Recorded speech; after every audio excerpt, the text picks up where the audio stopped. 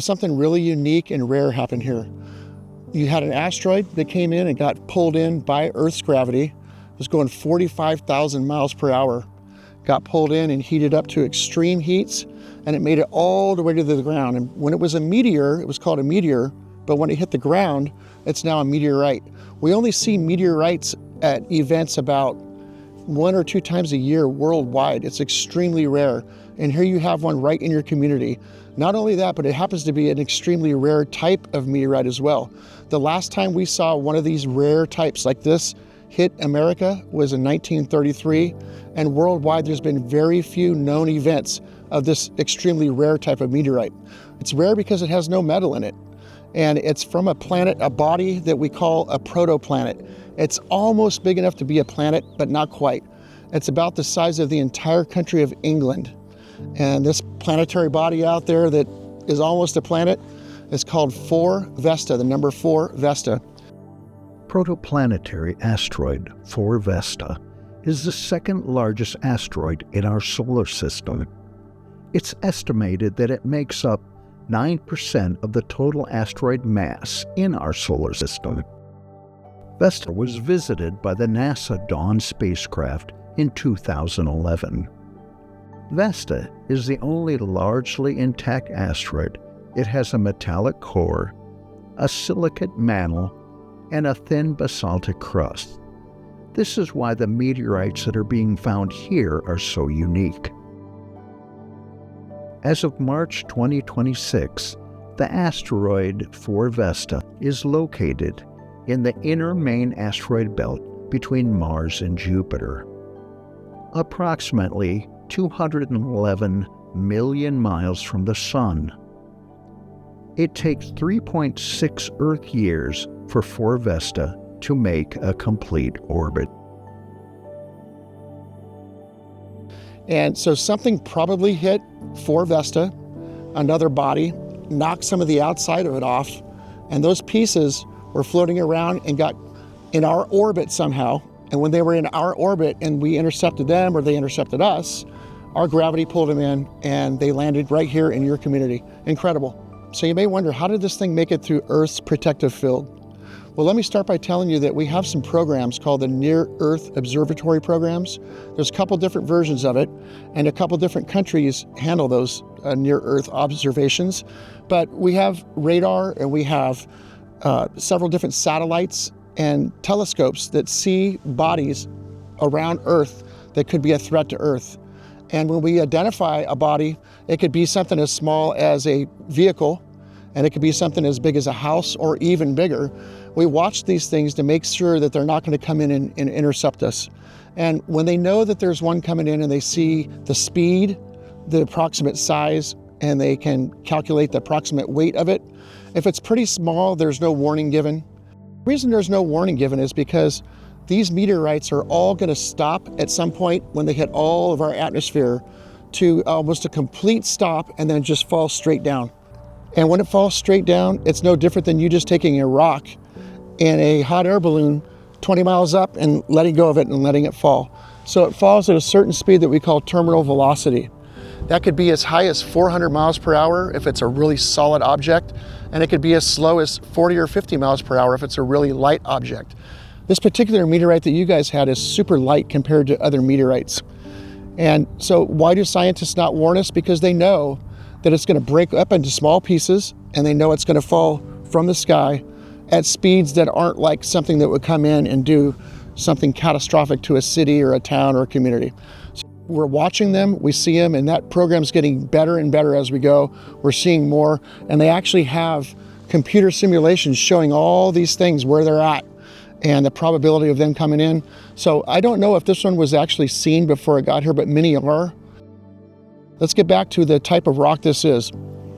Something hit 4 Vesta on the outside, broke off a piece, like I said, and it made it right here to your community. And luckily, this type of rock was from the outside crust, because that body, 4 Vesta, is loaded with metal on the inside. So over time, over billions of years, all the metal has worked its way into the center or the core of that protoplanet. And what's left on the outside is almost like just a calcium or feldspar type rock that's similar to silica. And that's the reason why your meteorites are glossy black. It's because when they reached the heat that they did coming in, they got so hot that the outside of it started to melt. And the outside of it and the inside of it is mostly silicates. So it melted to the point where it caused a glass fusion crust over the outside of the rock. No different than you taking a beautiful clay pot and covering it with paint and then putting it into a pottery oven and taking it out, and you get that glaze. Well, this is a glaze from space, but it's a glass type glaze right over the outside of your rock, which is really cool because it doesn't have metal in it. It's not going to rust. And also because it has that protective black glaze on it, it's going to last for years out here in your fields. If you haven't found them all yet, and you haven't, trust me, I would say that less than 1% of what's on the ground has been found by us and you. So the other 99% is going to be found hopefully over time. And I think that these are going to survive the rains, the winters, the summers, and they're not going to survive a lawnmower, but they will survive weather.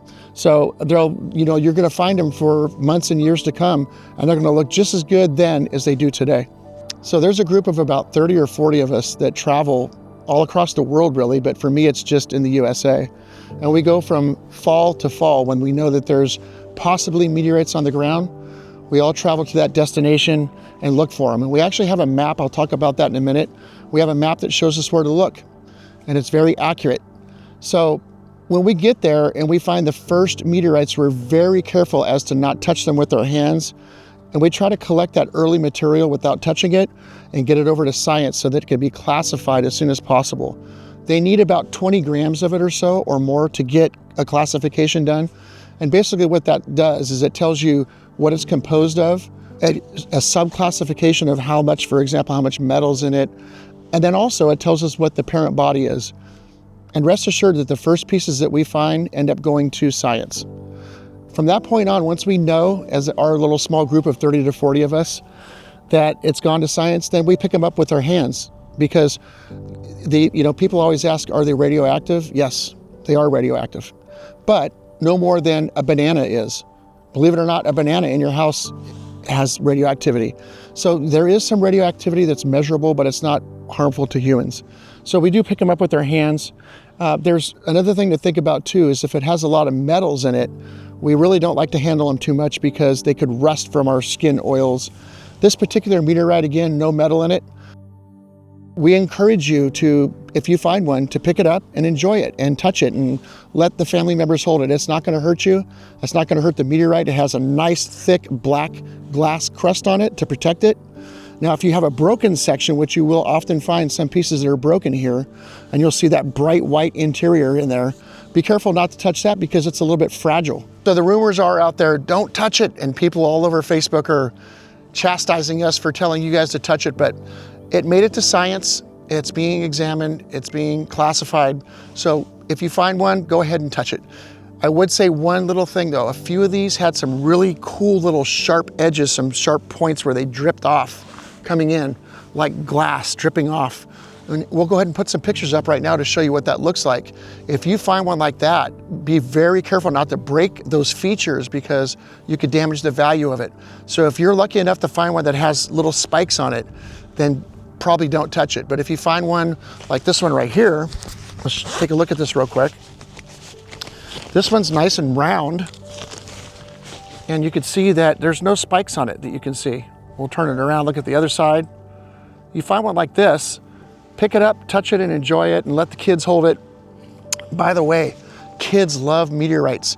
It's one of the neatest things about our hobby is that we get to go to these towns and involve not only just the locals, but the kids and get them out there. And I'll tell you what, kids are low down on the ground and they have perfect vision typically, and they could see these things way before we can.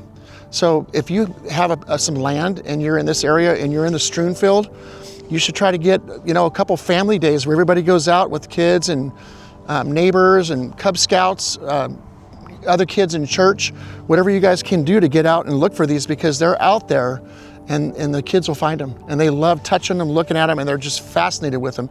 I mean, we're all fascinated with this. This is what's amazing about this rock right here. This rock right here for 4.5 billion years was floating around in space. 4.5 billion years it was up there. And now it's in my hand in Ohio. That is unbelievable. So when I pick these up off the ground, I'm the first human being ever to see or touch something that was in space for 4.5 billion years. And in fact, most of these are even older than that, and they're older than Earth. So a lot of meteorites are older than Earth itself. So if you find a meteorite from a fresh fall, that means a witnessed fresh fall, they can be quite valuable because they're valuable to three groups. They're valuable to academia and colleges, museums. They're also very valuable to science, and they're very valuable to collectors. So you have three different groups that all want this rock at the same time, and they want it right now. They want it fresh the day it happened. They want to get one right away, because a few months from now or a year from now, there could be other meteorite events and we forget all about Ohio. So they're very valuable right now. And how valuable are they? That really depends on how rare it is and how beautiful it is. This is a pretty rare type right here, and it's called a eucrite. And because it has no metal in it, and like I said, the last time one of these hit the USA was back in 1933. And because it's so rare, this is the first time that my generation has ever found a eucrite at a meteorite fall. So scientists, academia, and collectors really want this one. We will never forget you guys. You guys are immortalized in the meteorite world because you had a super rare event happen right here in your community. This is something that we'll never forget. Medina and Ohio, always going to be in our mind. Now, we haven't actually officially named this yet, and I'll tell you how that works. For us to name a meteorite, there's something called the Nomenclature Committee, or what we call NOMCOM, and they usually look at the post office that is closest to where the bulk or the first pieces were found.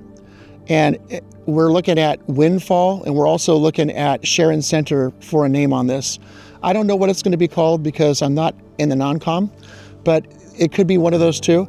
But typically, like I say, it's the post office closest to where the first pieces were found. So it's going to have a really cool name, and it's going to be one of the neatest meteorites that any of my generation has ever been on, for sure. So one question I'm getting from a lot of people is why are we getting all these meteor events right now? There's a cluster of meteor events. So let's go back to 2 weeks ago in Germany. Believe it or not, a eucrite, same thing as this, extremely rare, hit a house in Germany. And a small group of us flew to Germany to try to find that and searched everywhere, but they couldn't find anything other than the one piece that hit the house. They don't have the type of radar that we have here, and we'll talk more about that in a minute, to know like exactly where to look other than where the house was, but they didn't find any other pieces, and everybody was kind of flying back to the USA and working their way back when all of a sudden this happened on St. Patrick's Day, as you know. And we get here and come to find out it's the same type of stone from 2 weeks ago in Germany, and we're thinking, wait a minute, are these related? But they're not. It's remarkably, they're not. They're two different pieces from two different events, and it's just so coincidental. Now, you talk about coincidental. While we're here looking for this, we had one in Texas come in and hit a house. Yours is pretty, like, not so steep. Yours is pretty, flat and made it 7 miles long. But this one in Texas came in like this, went right in like a shotgun blast and hit a house, went right through the roof and into a young girl's bedroom. Luckily, she wasn't in there. But so that happened right while we were all here. And some of us left and went to Texas to go look for that. But then, remarkably, in the last few days, we've had a cluster of other events. We had 2 in California, we had 2 in Minnesota, and 1 in Georgia, and then another one yesterday morning in Germany, near Berlin. And this is, I don't know what to tell you. They're all different incidents. They're all different meteors from different parts of the universe, probably, from different parent bodies. And I can't tell you why we're going through a cluster of them right now. I don't have any information that I can share with you that would explain why that is. But we're undoubtedly going through something very unique right now that we've never seen before. Again, my generation and the science generation has never seen anything like this, a cluster of events all at once. But it's not the end of the world. Rest assured, they're just, like I say, hot air balloon, you drop it from outside. We haven't seen anything scary yet. And what is scary is when you get a meteorite that's made of solid iron. When those things come in, we'll put up a picture right now to show you. This is a crater in Winslow, Arizona, from a historical fall. I want to say it was about 50,000 years ago, this incident. But look at the massive size of this crater. That is from a meteor that came in that was made of iron that didn't slow down hardly at all. And it carried its speed. And look at the amount of energy that it dispersed when it hit. And this is similar to other events around the world, like historic event that happened in Canada called White Court. You can look that up. Or the one that they theorized took out the dinosaurs in the Yucatan Peninsula. That was probably either just so big of a body when it came in, regardless what it was made of. Maybe the size of a whole entire city. Maybe the size of 4 Vesta. So an iron meteorite does a lot more damage because it doesn't slow down as much as everything else, and it does carry some of that speed. And some of these speeds are pretty crazy. You know, you see typically 17 to 20,000 miles per hour, kind of on the average. But then when the Earth is turning at its speed and you have a meteor coming in against that, sometimes we'll see speeds that are way up there, like this one. 45,000 miles per hour is typically on the higher end of the speeds, but yet it still broke up into little tiny pieces and fell out of the sky. And by the way, you're wondering if you were underneath this meteorite, this meteor when it came down before it became a meteorite, it's coming down, if it would have hit you, would it have killed you? Probably not, because most of these were so light that it'd be no different than you getting hit by a hard ball, maybe at a baseball game. So when you see a batter get hit in the back with a fastball, that's pieces from this would be hitting you about that hard from above. So I don't think that anyone would have been killed on the upper end of the strewn field, but down below where the pieces have been found that were over 500 grams, absolutely, that would be, life-threatening. Okay, so getting back to the group of us that do this all the time, we've learned over time not to trespass, because not only does it give us a bad name, and who are us? We are scientists, we are teachers, we're collectors, a pretty broad group of geologists. I mean, we have, that I know of right now, we have 3 physicians in our group. As we come to an area with that group, we know, having been through so much, that we don't want to trespass, we don't want to get caught, and we want to represent the community and science as best as we can. But, you get press, and then people find out that there's something there. And this always happens. Locals are usually the ones that come from neighboring states or right from within the own area. And they're the ones that get caught on farmers' fields or in backyards. And, we've become very skilled at knocking and talking. So we like to knock, get permission, take pictures, take video with the landowner, offer splits with the landowner if that's something that has to be talked about. Most of the places we go, there's fences and signs. And we know where the properties are become private because we have apps on our phone that tell us what's private property, who the owner is, and we see the fence and we see the sign. But for whatever reason here in this community, there's hardly any fences and hardly any signs anywhere. So it's been tricky. And luckily, if I didn't have this app and I went back just 10 years ago, I would have to go up and knock on doors. But with the app, I can actually look the person up, try to contact them some other way and get a permission. But for everybody else who's just walking up and down the street and they see a farm field and they pull over because it's right in the middle of the strewn field, it's this big old field. So that's where the police are getting called, the sheriffs are coming out. And by the way, the sheriff's office here in Medina County is seeing a huge amount of calls right now for trespassing, and they're losing their patience. It's, like I said, it's probably not any of my group. It hasn't been yet. But for everybody else, it's just going to be a matter of time before people start getting tickets and citations. You'll get one warning typically when you get caught on property, but the second time they catch you, it's going to be a citation. So I'd recommend to everybody who's watching this right now to make sure you have permission and talk to friends and neighbors and people that you may have forgotten about, that maybe somebody that you remembered you went to high school with owns 10 acres across town. Well, reach out to that person and see if maybe you can work a deal with them to go out there and walk that field. If you're doing something with, like I say, the family or the Boy Scouts, whatever, parks, schools, and usually communities have public areas that you can go to that are publicly owned. Those are usually pretty safe for you to go into and you won't have any trouble there. But if it's private, it's a trouble waiting to happen. So a piece like this, the value of something like this could be anywhere from $500 to $1,000 or maybe more. It's again, it depends on the shape. And when I say shape, if it looks kind of like a bullet or like a rocket nose cone, and it has some feature where it kind of flew in and you can see the material rolled over the back, boy, name your price. It gets real valuable at that point. But the typical one like this is kind of towards the bottom of the value scale because it is complete, so it's not at the lowest value. And what I mean by that, it's not broken. It is complete stone, so it's somewhere above the bottom. But if it was broken or ugly or didn't have any other features, it would be at the very bottom of the scale. If it has the spikes coming off, it goes up this way. If it has the rollover lip or some really cool oriented features, it goes up. And the small ones, everybody can afford a small one typically. But as they started getting bigger, let's say for example, somebody tells you that this is worth $300 a gram. I'm pulling that number out of thin air, by the way. But let's say that's what they're saying, okay? And you find one like this is 3 grams, it'd be $900, right? Well, if it was a 20 gram piece, that'd be a pretty big number when you add 20 times 300. No one's gonna pay that much for 20 grams. So as it goes higher, the price goes down to what we can all really afford. We can all afford something small, but as it gets bigger, the price goes way backwards from the typical per gram price of pieces like this. So the really big stuff is hard to sell because not everybody can afford that, but everybody can afford these. So one of my favorite things, a little quick story, there's a large landowner here in town and he has a dairy and he owns a lot of land, like I said. I went up there and met him. He was nice enough to introduce me to his 4 boys, and they ranged from about 9 years old to 19 years old. And these kids do not have cell phones. They didn't grow up in the cell phone world. They're hardworking farmers, and that's what they know. But they went out in the field with me, and we spread out, and we gridded, we walked the fields a few times back and forth, and I could just see the excitement in their eyes. It was something really fun for them to do. And if your kids are on the cell phones like everybody else is, think about this for a minute. They can get outdoors and find something. They could find a rock on the ground. They could buy them a brand new dirt bike, and there it is, just out there in the field. You got to go find it.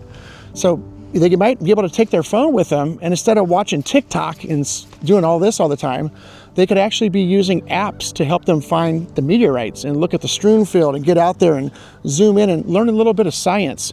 Make it a family thing, and I'm telling you right now, back to the kids again. The kids love this hobby, and it was so fun for me to take those boys out. And don't think I didn't get a text message about an hour later from the dad telling me, thank you so much. The boys love this, and they're going to keep doing it. They're going to keep going out, and this is all they've been talking about. You made their whole day and their month.